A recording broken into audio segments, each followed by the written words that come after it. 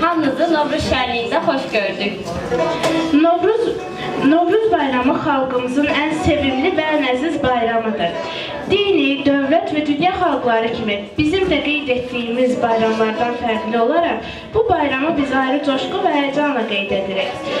Bəlkə bu bayramı özümüzə daha doğma, daha yaxın hiss etdiyimizdən və bu doğmalığın çox uzun bir tarixi olduğundan irəli gəlir. Novruz bayramı təbiətlə, fəsillərin dəyişməsi ilə bağlıdır və bu bayram yer üzündəki bütün canlı varlıqların həyatına oyanış, təzəlik, yeni başlanğıc gətirir.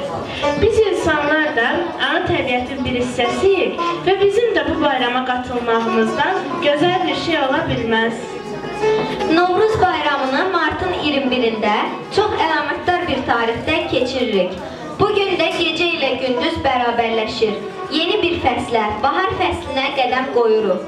Elə buna görədir ki, xalq arasında bu bayramı bahar bayramı da adlandırırlar. Novruz bayramının mənası yeni gün deməkdir. Baharın gəlişi ilə yeniləşən, yuxudan oyanan ana təbiət, soyuq qışdan sonra yaşıl donlu geyinməyə tələsir, ağaclar tumurcuqlayır.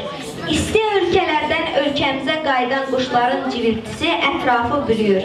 Min rəngli, min ətirli gül çiçək çöllərimizi, bağlarımızı bəzəyir. Unudulmaz şairəmiz Mirvarid Dilbazinin dediyi kimi, salamladıq bülbülü, açıldı Novruz gülü. Açıldı Novruz gülü, bağlarda quşlar ötdü, Nərgiz bənövşə bitdi. Gəldi bahar bayramı, şənlik etdi elhamı. Günəş öpdü çəməni, evdə qoyduq səməni. Uşaqlar, indi isə gəlin balaca dostumuzun ifasında bir mahnıya qulaq asaq.